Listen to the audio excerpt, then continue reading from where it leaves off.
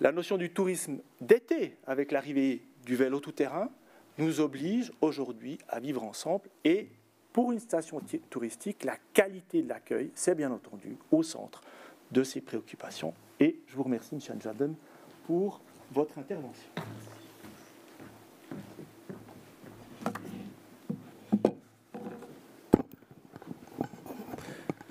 Madame la conseillère d'État, Mesdames, Messieurs, en vos titres et fonctions, chers collègues, permettez-moi également de dire Madame la patronne, parce qu'il y a une municipale de la commune d'Olon ici présente qui est ma patronne, puisque l'Office du tourisme dépend indirectement de la commune. Donc c'est un double enjeu et défi pour moi ce matin, c'est-à-dire de devoir vous faire une présentation intéressante et passionnante, comme l'a dit M. Casimier, et deuxièmement, d'essayer d'éviter de dire des bêtises, sinon je risque de me faire remonter les bretelles. Plaisanterie à part, les choses ont été effectivement bien résumées. Les stations de montagne ou de moyenne montagne sont confrontées à de grands défis aujourd'hui, et j'ai envie de dire, avec l'évolution de la technologie de ces dernières années, j'en veux pour preuve surtout le développement des vélos électriques, que ce soit VTT, vélos de route, etc. Pardon, pas toucher le micro, pardon. Okay. Troisième défi. Et également, l'apparition du Covid ont accéléré quand même passablement choses par rapport au fonctionnement des stations de montagne. Je suis responsable de la destination touristique de Villars-Grillon-Diableret-B, pour la faire simple, et c'est un petit peu notre slogan de la vigne au glacier. Donc vous voyez, le terrain de jeu est quand même extrêmement large, et de ce fait nous propose quand même passablement de possibilités mises à disposition. De manière générale, pour que vous ayez un ordre de grandeur, c'est 85% des nuitées générées par des propriétaires de résidences secondaires, respectivement de la para-hôtellerie, 10 à 15%, c'est des nuitées hôtelières. Ce que je veux dire par là, et pourquoi cet élément est important, c'est que vous avez principalement des propriétaires de résidences secondaires qui se rendent dans notre destination, donc indirectement, même si pour aujourd'hui on n'est pas encore tout à fait sûr de pouvoir le prouver, ce sont des clients qui se baladent régulièrement dans les différents domaines qui sont à disposition, forêt, etc., etc. Donc on peut en déduire également que ce sont des gens qui pratiquent les différentes activités qui ont en partie été évoquées dans les discours d'introduction. Deuxième point qui me paraît également important, c'est d'analyser un petit peu nos concurrents directs. Donc aujourd'hui, nous avons des destinations telles que Verbier, telles que Crans-Montana. Nous pouvons peut-être aller un petit peu en Suisse allemande, même si là, le modèle touristique est un petit peu différent avec Interlaken ou Grindelwald. Et nous avons également en face Champéry. Et si vous allez un petit peu plus loin, les destinations françaises. Cet élément est extrêmement important parce que nous avons régulièrement, que ce soit des hôtes, que ce soit des partenaires économiques, que ce soit des prestataires de la station qui font des comparaisons principalement avec les destinations touristiques étrangères et justement françaises, et surtout en lien avec la mise en place d'activités de loisirs liées entre autres au VTT, liées au trottineur, liées maintenant à une activité qui vient de se développer, qui est relativement nouvelle et qui a le vent en poupe, ça s'appelle les mountain carts, j'y reviendrai. Mais c'est vrai que les gens ont quelquefois tendance à oublier aussi le cadre légal qui est imposé en Suisse. Je tiens à le préciser, je suis effectivement député au Grand Conseil et plutôt de droite, mais je n'ai pas trop de soucis avec les contraintes légales qui sont imposées aux stations touristiques de montagne. Pourquoi ? Je préfère qu'on prenne un peu de temps pour bien réfléchir s'il faut défricher un bout de forêt ou pas, que d'aller un petit peu à la va-vite et de tenir compte uniquement de l'aspect économique, quitte à avoir des regrets à moyen et long terme, puisqu'on sait aussi qu'on est confronté à des problèmes liés au réchauffement climatique. Alors après, c'est un autre débat, on peut discuter de la manière dont il faut régler cette solution liée au réchauffement climatique, mais je pense que le cadre légal qui nous est imposé en Suisse est quand même quelque chose d'assez bénéfique, parce que ça nous permet le temps de bien peser le pour et le contre et de bien réfléchir.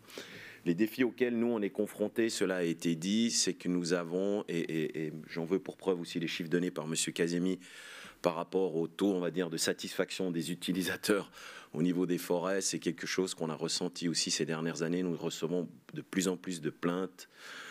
Pas le fait qu'il y ait des activités qui sont mises en place, mais c'est la cohabitation des différents prestataires d'activités. J'en veux pour preuve ceux qui font de la randonnée, qui, à mon avis, sans vouloir en faire un préjugé, cherchent plutôt le calme et puis un petit peu l'évasion, on a parlé aussi un petit peu d'aspect philosophique quand on va en forêt. Mais ça, c'est peut-être le premier point. J'en veux pour preuve les VTTistes puristes, c'est-à-dire ceux qui sont absolument opposés à l'aide électrique et qui pensent que tous ceux qui font du vélo électrique, c'est pas des vrais sportifs. Et après, on a toute la clientèle, et c'est aujourd'hui de plus en plus la plus grande moyenne, les utilisateurs d'outils électriques, que ce soit VTT ou autres. On se rend compte qu'il y a un boom extrême parce que aujourd'hui, si vous êtes du VTT normal, si je peux m'exprimer ainsi, il fallait quand même avoir un bon niveau sportif. Aujourd'hui, il suffit d'avoir un niveau moyen pour pouvoir vous rendre un petit peu partout. On a aussi un corollaire lié, bien entendu, aux accidents liés à ces activités parce qu'il faut quand même une certaine maîtrise technique, même si le véhicule est électrique. Donc ça aussi, on est confronté à cette problématique et à ces réclamations qui viennent de plus en plus souvent. Aujourd'hui, le défi pour une station telle que la nôtre, c'est de trouver des solutions. Comment pouvons-nous cohabiter au mieux? Quelle est la meilleure solution? Aujourd'hui, j'en ai pas, pour être tout à fait honnête avec vous, parce que je pense qu'il y a deux possibilités. C'est soit on crée des autoroutes, et puis on fait des voies pour les randonneurs, les VTTistes électriques et toute nouvelle activité. Soit à un moment ou à un autre, on maintient ce qu'on a à disposition, puis on essaye de faire en sorte de mettre en place une réglementation qui permet à tout à chacun de pouvoir utiliser ce domaine. Je pense que c'est compliqué et difficile. Et je sais vraiment pas aujourd'hui comment il faut s'y prendre. Nous, on a la chance, dans notre destination touristique, d'avoir des responsables forestiers, donc des gardes forestiers, des gens au niveau politique, des gens au niveau touristique, y compris les prestataires économiques qui sont tout à fait prêts à discuter. On fait des rencontres régulières, on se met autour d'une table, on fait des briefings d'avant-saison, on fait des briefings intermédiaires durant la saison et on fait des débriefings en fin de saison pour pouvoir comprendre au mieux quelles sont les solutions et les optimisations que l'on pourrait amener. Toutefois, et il faut être tout à fait honnête et transparent, on est régulièrement confronté à certains conflits parce que le prestataire économique cherche à générer des recettes, donc un chiffre d'affaires, et aujourd'hui il se rend compte qu'il y a un domaine à aller chercher qui est en fort voie de développement, donc automatiquement il pousse dans ce sens, et vous avez le garde forestier qui a peut-être une vue un petit peu plus globale de la situation parce qu'il connaît les différents dangers, il connaît justement la réglementation, donc les zones protégées, etc. Et automatiquement, lui, il essaye toujours un petit peu de tempérer les choses. Donc nous, on essaye de tenir une sorte de tableau avec les différentes réclamations que l'on a à disposition pour pouvoir, on va dire, faire des médianes. Et se rendre compte, ok, la plus grande majorité de nos hôtes se plaignent par rapport à une situation X ou à une situation Y. Ce que l'on a pu constater en parallèle, et vous le savez très certainement, c'est que dans les stations de montagne, nous sommes confrontés à des pics de saisonnalité. Alors on essaye de plus en plus de mettre en avant le 4 saisons, mais il faut quand même admettre qu'aujourd'hui, malgré des efforts conséquents qui sont fournis par des destinations touristiques de montagne, on reste sur 2 pics saisonniers, c'est-à-dire l'hiver, grosso modo, mi-décembre, à, on va dire, début avril pour les stations de moyenne montagne et peut-être jusqu'à Pâques ou fin avril pour les stations de haute montagne. Mais en ce qui concerne les Alpes vaudoises, ça n'implique que le glacier par rapport à ça. Et on a le pic saisonnier estival, pour la faire simple, juillet à août. Et bien entendu, si vous avez un bel été indien, vous avez encore les week-ends durant le mois de septembre. Et si vous avez vraiment de la chance, et au mois d'octobre, il fait encore beau, peut-être quelques propriétaires de résidences secondaires qui viennent se rendre quelques jours pendant les vacances scolaires. Donc, fort de ce constat, on essaye un petit peu de trouver des solutions, mais vous avez un gros prestataire économique dans la plupart des destinations, on va dire, de montagne, ce sont les remontées mécaniques. Et aujourd'hui, les remontées mécaniques travaillent sur une optimisation, on va dire, de leur fonctionnement en hiver, parce que nous sommes pratiquement à saturation. Vous pouvez peut-être augmenter d'un point de vue économique de 2, 3, 4%, mais on est vraiment au plafond.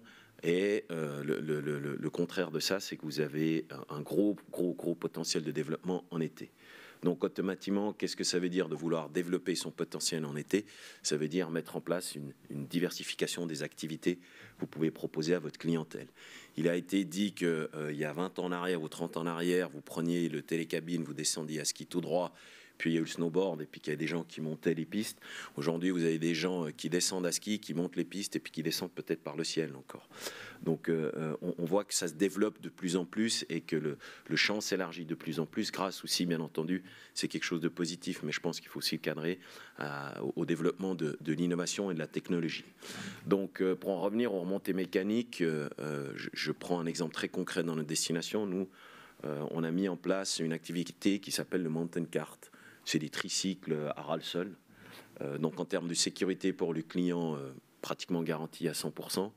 Énormément de fun, parce que vous, si je peux m'exprimer ainsi, vous descendez droit en bas les pistes, vous faites des têtes à queue, c'est super, on fait des courses avec les copains. C'est une descente de 7 km, donc c'est quand même un sacré bout. Et puis en termes d'effort physique, c'est pas énorme, donc n'importe qui peut le faire. Donc cette activité rencontre un succès croissant et grandissant. Les prestataires veulent pousser cette activité de plus en plus, et on reçoit de plus en plus de plaintes de randonneurs aussi, parce qu'à un moment ou à un autre, ils côtoient les mêmes routes. Que fait-on? On veut que notre prestataire économique, qui est un prestataire extrêmement important dans la destination touristique, puisse continuer à se développer, parce que, bien entendu, on apporte un attrait touristique, donc un afflux d'hôtes, donc automatiquement une économie florissante. On sait qu'aujourd'hui, avec le Covid, et on le voit aussi avec la vente de propriétés de résidences secondaires, principalement à des Suisses, il y a un intérêt de la part de la clientèle à vouloir se rendre dans les stations de montagne, à vouloir y vivre. On a pu le constater également que durant le Covid, beaucoup de personnes se sont, entre guillemets, réfugiées dans les stations de montagne, parce qu'il y avait le télétravail, donc on pouvait travailler à distance. Mais l'avantage que l'on avait, c'est qu'on était à l'air libre, on pouvait se promener, on avait des espaces libres qui étaient beaucoup plus compliqués si on continuait à résider en ville.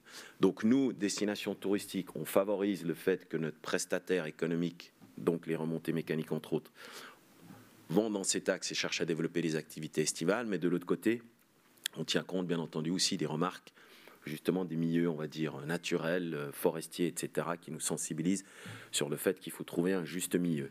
Donc je pense que sur les prochaines années, on va être confronté à de gros défis, on va être confronté à des discussions qui quelquefois risquent quand même d'être difficiles, parce que nous savons qu'à l'heure actuelle, le pouvoir d'achat en hiver est 4 fois supérieur à celui en été. Mais nous savons également que, comme je l'ai dit avant, le potentiel en hiver arrive gentiment à saturation. Donc comment faire pour développer l'été tout en tenant compte de ces différentes contraintes et défis auxquels on vient d'évoquer quelques exemples, tout en essayant de chercher ou à trouver la solution à augmenter ce pouvoir d'achat qui permettrait de compenser un petit peu les activités hivernales. Et ceux qui sont dans la région suisse romande, et je pense que la plupart des personnes ici présentes, vous avez vu, ça fait depuis 5 ans qu'il y a eu la mise en place d'un produit qui s'appelle le Magic Pass, donc qui permet de créer, on va dire, un lien ou un fil conducteur en toutes les remontées mécaniques de Suisse romande, voire même une partie de Suisse allemande, puisqu'ils cherchent à aller sur le marché suisse-allemand. Donc ça crée une forme de solidarité des remontées mécaniques. C'est un modèle économique extrêmement stable et intéressant pour les remontées mécaniques, parce que vous leur garantissez du cash flow, ce qui veut dire qu'automatiquement vous avez l'argent à disposition pour pouvoir investir, donc une dynamique positive. Fort de ce constat, il faut essayer de trouver les bons mélanges pour pouvoir cohabiter correctement. Je suis favorable au fait que l'on respecte la forêt, bien entendu. Je suis favorable à ce qu'on essaie de trouver des solutions qui conviennent à tout le monde. Mais il est vrai que je pense que les défis vont être énormes ces prochaines années.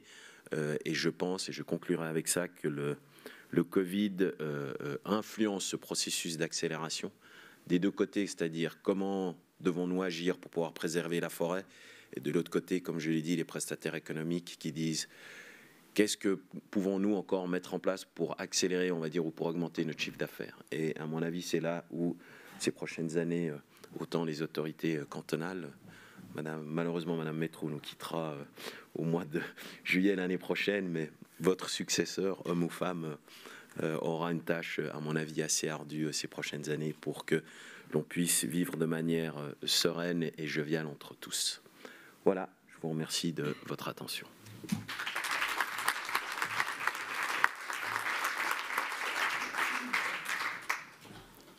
Merci infiniment, Monsieur Ashwandon. Merci aussi pour cette honnêteté de dire qu'aujourd'hui, on sent que ce défi touche presque l'ensemble du territoire et que c'est certain que les réponses aujourd'hui, on les cherche et ça confirme aussi l'opportunité de se retrouver ici.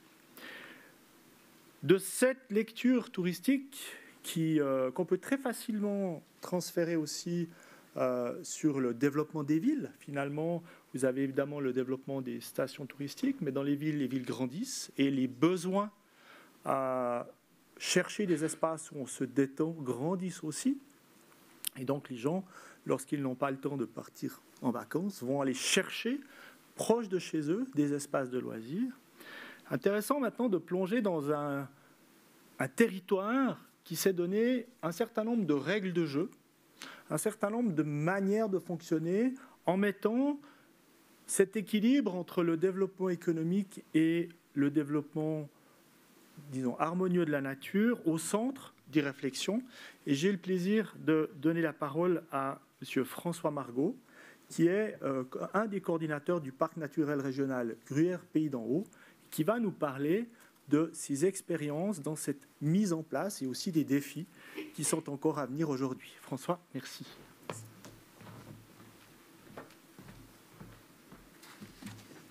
Madame la conseillère d'État, Mesdames, Messieurs, tout d'abord, merci d'inviter les parcs à ces assises et à cette journée en particulier. Pour nous, c'est très, très précieux. Comme tu l'as dit, la mission de développement économique, elle est centrale pour les parcs, pour les régions un peu marginales du point de vue économique. On n'a pas le défi des grands domaines skiables comme M. Ashwanden, mais on a le défi de communautés qui veulent vivre et travailler au pays. Et on a également le défi de préserver nos ressources naturelles. La troisième mission qui nous est donnée par la loi, c'est la sensibilisation. Donc cette thématique, les exposés introductifs ont déjà fait mon travail, je dirais. Elle est au cœur de nos préoccupations. Comment faire tout ça?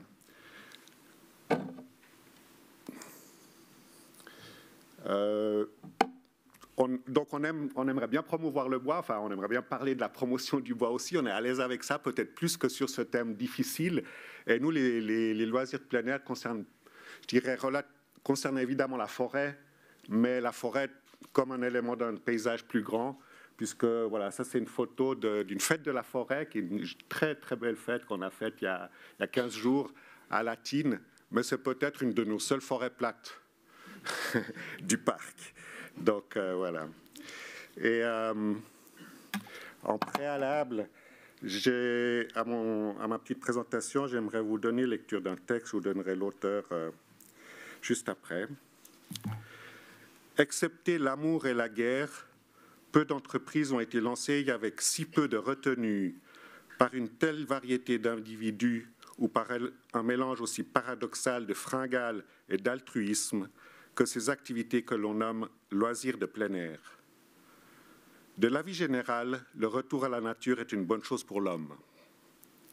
Mais à quoi tient le bénéfice et que peut-on faire pour encourager sa recherche? Les opinions s'opposent sur ces questions et seuls les esprits les moins critiques sont à l'abri du doute. Comme je suis un esprit critique, ceux qui me connaissent le savent, je suis dans le doute total par rapport à cette problématique.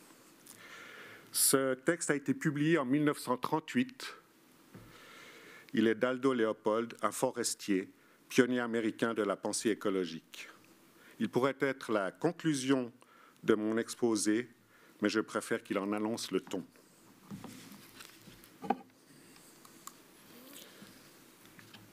Le développement des loisirs et du tourisme en plein air est un enjeu central pour la protection de la nature et la vie socio-économique des régions rurales, aussi des régions qui n'ont pas le bénéfice, en tout cas le bénéfice économique, de disposer de grosses infrastructures qui gardent leur rentabilité, comme c'est le cas pour la partie alvaudoise qui a été présentée par M. Ashwenden.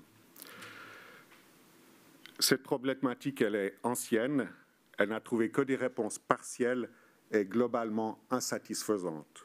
On cherche toujours.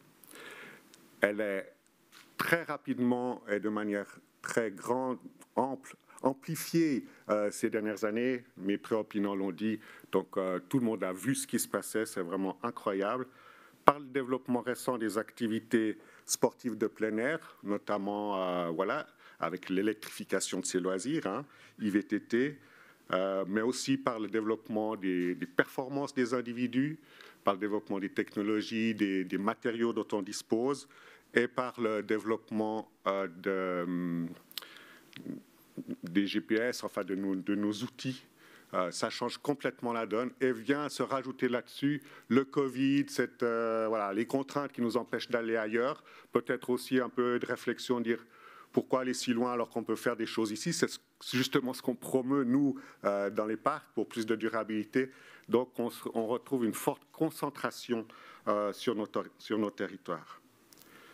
Et voilà, l'exemple, je pense, quelqu'un a parlé tout à l'heure des gardes forestiers qui téléphonaient les uns après les autres dans le parc. Nous, on a en 2020 aussi des téléphones des communes. Qu'est-ce qu'on fait? Il y a des vents partout, les gens veulent aller partout, etc. Donc, voilà, on croyait être préparé et on ne l'était pas.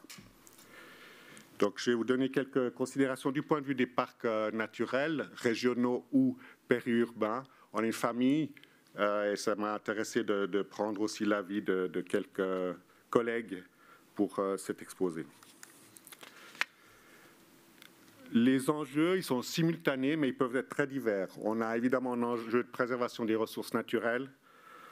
On a la satisfaction de la demande sociale, le vivre ensemble, comment cohabiter, hein, la possibilité déjà de pratiquer, et puis le confort, le bonheur de pratiquer. C'est deux choses complémentaires, il faut les deux. La qualité de la cohabitation avec les autres activités, notamment le secteur primaire, alors secteur forestier, secteur agricole, qui sont très fortement aussi quand même confrontés à ces développements. La préservation des retombées économiques, c'est un élément essentiel qu'on ne doit pas nier et qui est aussi bouleversé. C'était plus facile quand on avait une remontée mécanique à Châteaudet d'avoir des retombées que quand tout le monde est diffus dans le territoire et finalement, où est-ce que les gens sortent leur porte-monnaie pour payer des prestations? On ne sait pas trop. Hein. Donc, c'est aussi un gros défi des régions qui accueillent ce genre de loisirs de pouvoir bénéficier des retombées économiques. Et évidemment, le défi de la contribution du rapprochement entre l'humain et la nature. La croissance des activités, voilà, je pense que tout le monde en est conscient, les personnes présentes en ont parlé. Je dirais, elle a des conséquences dans le temps et dans l'espace aussi. C'est qu'aujourd'hui, c'est non seulement 7 jours sur 7 durant 4 saisons, mais c'est jour et nuit. Hein, si on prend, quand on faisait de la peau de phoque, aussi le bénéfice de l'âge, donc quand on faisait de la peau de phoque, il y avait quelques itinéraires il y a 20 ans, il y a 30 ans, qui étaient connus, qui étaient sûrs, on y allait quand les conditions étaient bonnes, on partait le matin. Aujourd'hui, quand la neige est là, tous les versants du parc sont parcourus de gens qui font de la peau de phoque et presque jour et nuit aussi. Donc on a une dissémination dans l'espace et une dissémination dans le temps. D'où avec une croissance évidemment proportionnelle, sinon plus que proportionnelle, des impacts sur les ressources naturelles. Donc la restriction des activités dans certaines zones et la limitation des accès sont des questions incontournables, politiquement difficiles, mais je crois qu'il faut vraiment prendre en compte ces éléments. Et, parce que, comme Mme Métro l'a dit, la préservation de la biodiversité est un préalable à tout cela. Ce n'est pas un défi qu'on peut mettre au même niveau que les autres, c'est un défi qu'on doit le garantir pour pouvoir développer ensuite les autres choses. Et c'est vrai, là, un enjeu fondamental du point de vue des parcs, mais la question, elle est ouverte aussi chez nous. Hein. On a une rencontre, un échange d'expériences dans un mois entre toutes les directions des parcs suisses. C'est sur ce thème-là, parce que peut-être qu'on n'est même pas d'accord sur le principe, et si on est d'accord sur le principe, comment on l'applique, comment on le met en œuvre. Alors, les données de l'effondrement de la biodiversité, je pense qu'ils sont connus de tout le monde, j'espère en tout cas. La communauté scientifique internationale publie, on le sait. On commence à devenir conscient que c'est aussi le cas chez nous. Et je vous donne juste une information non encore publiée d'un mandat qui a été donné par le service de la nature du canton de Fribourg. Entre 1900 et 1990, le taux d'extinction des espèces sur Fribourg et c'est la pointe de l'iceberg, c'est les éléments qui sont vraiment documentés scientifiquement, est 280 fois plus rapide que le taux d'extinction des espèces qualifiées de normales. Donc la perte de biodiversité, elle est chez nous comme ailleurs, elle est dans notre parc comme ailleurs, et ça c'est vraiment quelque chose qui nous imprègne comme défi et qui doit traverser toutes nos activités.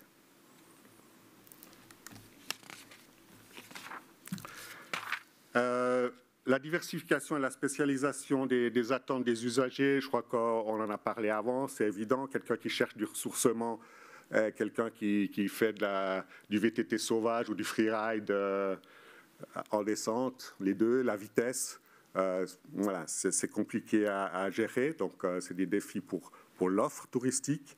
Et puis, évidemment, aussi, ensuite, la cohabitation avec les personnes qui travaillent, qui sont les gestionnaires de la nature, les forestiers, les agriculteurs, aussi les gestionnaires des espaces protégés. On a là vraiment des conflits possibles pour l'exploitation du bois. Avec les grands prédateurs, il ne faut pas se le cacher, on est devant des grandes difficultés. Les chiens, pas liés aux prédateurs, mais liés aux chiens de protection, comportement des troupeaux de vaches allaitantes, etc. Comment on gère ça? C'est vraiment... cet espace de loisirs est de plus en plus difficile à gérer. La question de l'accès est évidemment centrale. Où je viens peut-être avec d'autres éléments, c'est ma perception, hein, c'est pas une analyse qu'on peut publier, mais je pense qu'on arrive aux limites des instruments classiques de planification de la gestion du territoire. Parce que, oui, on sait qu'il faut réglementer, comme dit M. Ashwender, on n'a pas le choix, mais nos outils sont tellement complexes, lourds, et finalement, on n'a jamais, ou de moins en moins, les moyens de les mettre en œuvre. On pourra avoir de magnifiques outils pour gérer, en tout cas, ce qui est des outils de planification. On vient de terminer un beau plan directeur touristique des Alpes vaudoises.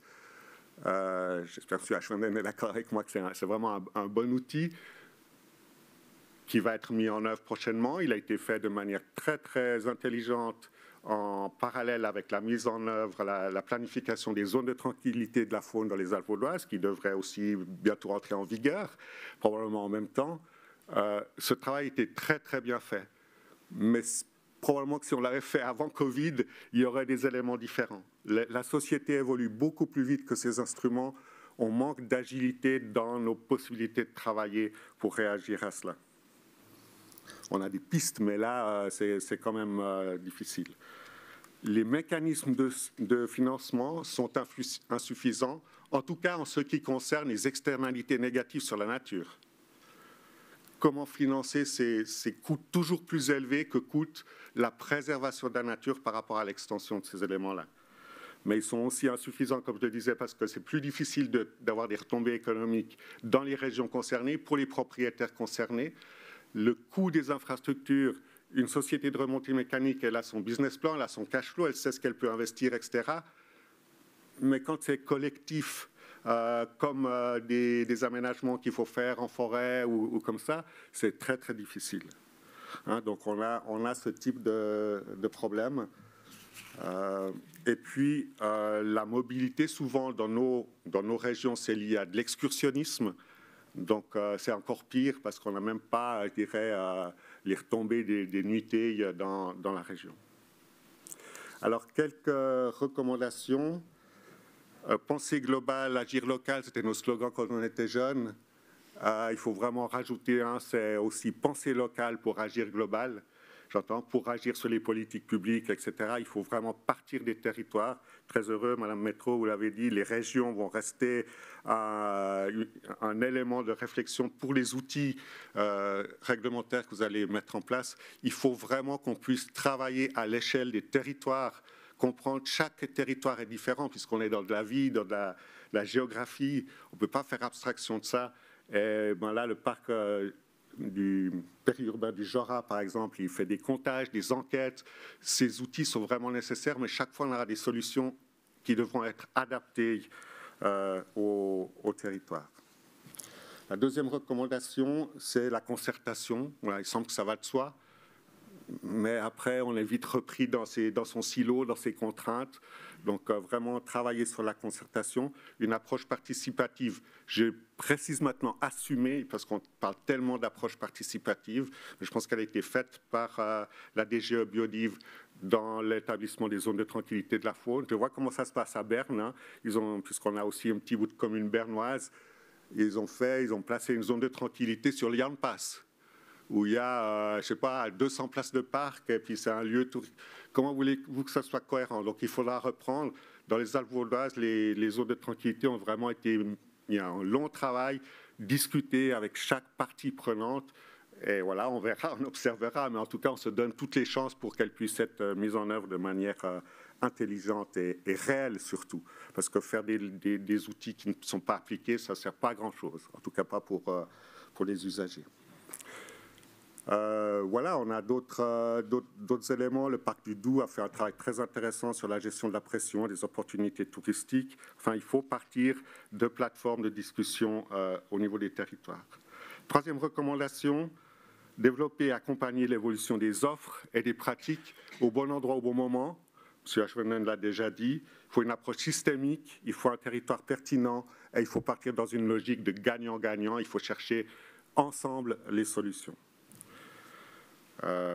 Par exemple, le parc du Jura vaudois va faire la planification pour les VTT, territoire pertinent, au service des communes, et puis il va le faire dans cet état d'esprit. Nous, on aime beaucoup intégrer les problèmes de mobilité, parce qu'on pense qu'ils sont quand même au cœur de cette problématique, mais ça touche d'autres services, ça touche d'autres acteurs, donc voilà, c'est pas simple. Autre recommandation, intensifier la sensibilisation des hôtes. Voilà, on a deux manières de le faire, par des prescripteurs. Alors on a un projet, je vais essayer de le dire en deux mots, qui n'est pas simple, qui s'appelle « Respecter nos zones protégées et nos espèces sensibles » dans le parc Gruyère Pays d'en Haut. C'est un projet qu'on a mis en place en 2009, avant la création même du parc, en disant on ne peut pas parler de tourisme doux, ça n'existe pas dans nos conditions. Aujourd'hui, ça paraît évident avec cette intensification de l'usage des espaces naturels. Un parc, ok, c'est des régions qui ne peuvent pas développer des grosses infrastructures, mais d'encourager la création de valeur ajoutée, on va faire du tourisme, on va amener des nuisances, il faut réfléchir à ça. Et on s'est doté d'un outil assez simple, mais donc modeste aussi dans ses effets, c'est de dire on a une telle couche de protection dans les territoires, sur nos territoires avec des réserves ceci, des protections cela, que personne n'a la vue d'ensemble. Une autorité communale, elle ne les connaît pas, je peux vous l'attester, ça fait 30 ans que je travaille avec elle. Les offices du tourisme ne les connaissent pas, donc comment ils pourront renseigner leurs hôtes? Voilà, parce qu'on n'a pas ces outils. Donc on a traduit ça du point de vue de l'usager, et puis on a fait aussi une carte, ça c'est pour les zones protégées, puis pour les espèces sensibles, on a fait une carte de sensibilité des espèces, par rapport à la protection des espèces sensibles du point de vue du dérangement touristique. Et on a fait des accords avec les offices du tourisme, les accompagnateurs de montagne. Maintenant, on travaille avec d'autres gens qui s'engagent à prendre en compte une procédure derrière cette carte de sensibilité pour développer leurs activités, essayer de faire au bon endroit. Et du coup, on fait de la formation des offices du tourisme, des prestataires touristiques pour qu'ils intègrent ces éléments-là. Voilà. Après, il y a directement auprès des usagers. Là, on pense qu'il faut plus de monde dans la nature. Alors, le canton de Vaud, vous venez de mettre en place des surveillants des sites de protection, tant mieux. On pense qu'avec les parcs volants, on réfléchit à prendre l'exemple du Doubs, des guides nature, des étudiants pendant l'été qui peuvent faire ce travail de sensibilisation, d'accompagnement. De manière générale, il faut interroger le sens des loisirs dans la nature, viser la création de liens. Un collègue du parc Chasseral me disait, mais c'est incroyable, il y a des gens qui développent le tourisme qui disent, vous avez des loups, il faut faire des safaris loups, il faut miser sur le sensationnel.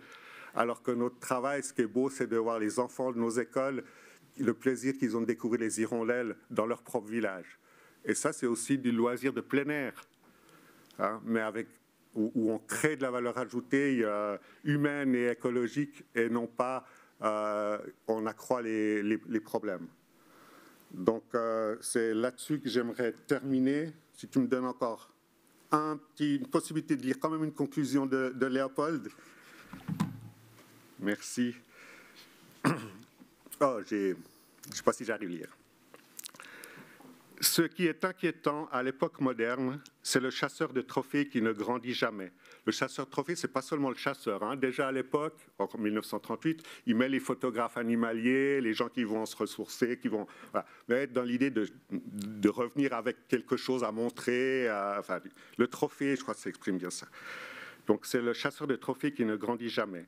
Ce qui est inquiétant, c'est la fourmi motorisée qui inonde les continents avant d'apprendre à contempler son jardin et qui, dans la nature, consomme, mais ne crée jamais rien. Je vais vous montrer la photo suivante. On crée. C'est pour lui que l'ingénieur du tourisme altère les espaces vierges et artificialise les trophées en croyant naïvement rendre un service public. C'est l'expansion des transports sans extension analogue de la perception qui menace d'entraîner une faillite qualitative du processus récréatif.